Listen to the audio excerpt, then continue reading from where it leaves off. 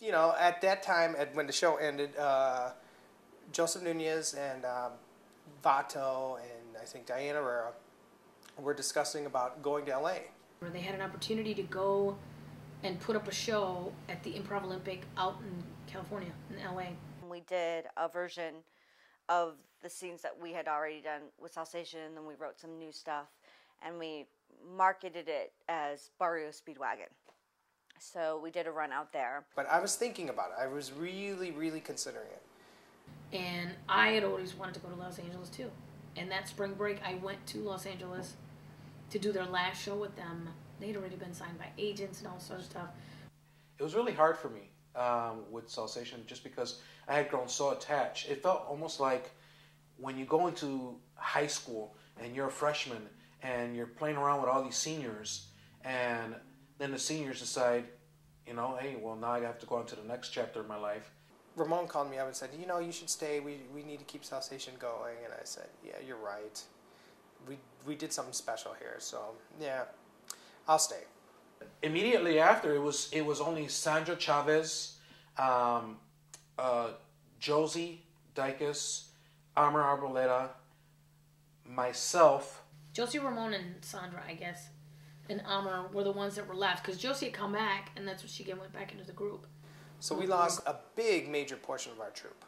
I felt as if, okay, we went through it once, now we're going through it again, and I don't think it's going to stick this time.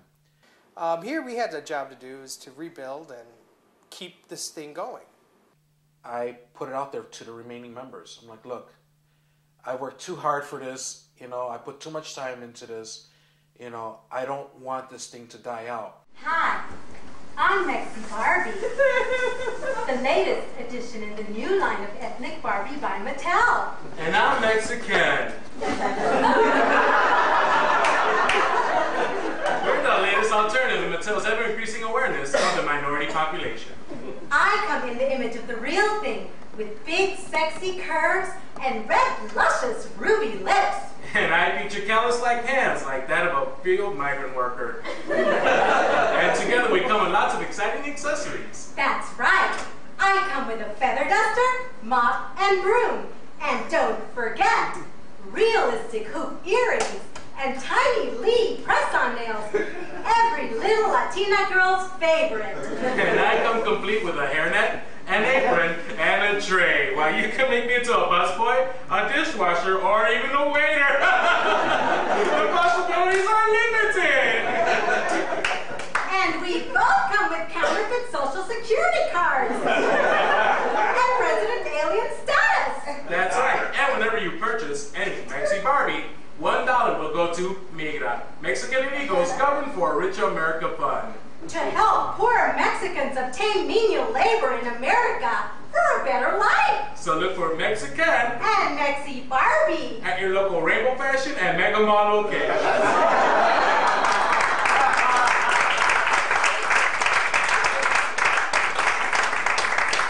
And help keep substandard minimum wage alive in America. People didn't know that we were still around. After Joe and Paul and them had left to go to LA, everybody thought that we had gone to LA, the whole group. I came back to Chicago, and the second I came back to Chicago, I called up Keith and Ramon, and I was like, all right, get me back in. I remember the rest of the members of Salsation at that time wanted to just try a new direction. Well, Ed Garza was the founding member of Gayco, which was a group that we had already looked up to. And so I met him at a party at Second City, and he kind of just threw it out there. He's like, you know, I'd like to work with you guys sometime. There was definitely a sense of more structure because we were bringing in somebody that wasn't kind of one of us. I mean, I always considered Privet kind of like one of the gang. So in a sense, it was more ensemble-ish because with Keith, you could kind of argue your point a little more, whereas with Ed, it was like, no, the buck stops here. You know, and he was very clear, you know, I am the director. Not what I say goes, but it was in the sense of I need deadlines. I need to make sure that you guys keep on track. You guys can't really be that late to rehearsals because it's on my time. So I think we definitely became more disciplined. Ed made us really look into what it is that we were doing. What's our voice? What are we saying? What do we want the audience to get out of this? For the last 4 years, the comedy troupe Salsation has been skewering Latino life in these United States. And their last review, some of you may recall, was the highly successful Touched by an Anglo. They just opened another evening of sketch comedy. It's called Whole Lotta Shakira Going On. And we're happy to welcome back the show Salsation, or actually the cast of Salsation from... Hola, abuelito. Tita said you'd be working in the garden. Shouldn't you be in school? Well, it's Hispanic Heritage Week. I thought I'd celebrate by spending time with you. Hand me the pruners, huh?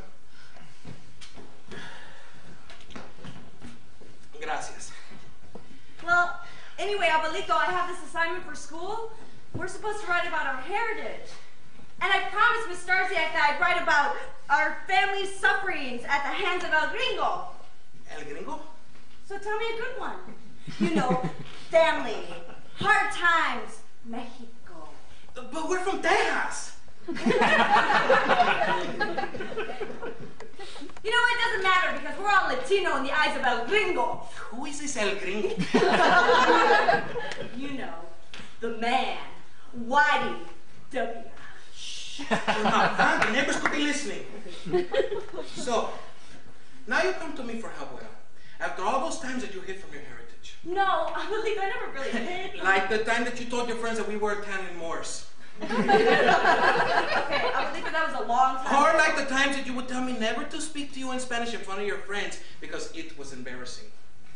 Abuelito, that was different. Or like the time that you made me and your grandmother hide in the attic because the Nazis were looking for us and you didn't let us talk or even go to the washroom. You made us write in some stupid diary. What? That wasn't us? That's the Anne Frank story. Ah, damn that History Channel. I think Ed had wanted us to kind of expand our cast because I think working with a cast of 6 was a little harder to generate material. And they were looking for people to write a show and be in the show, and it wasn't really defined at the point in the audition.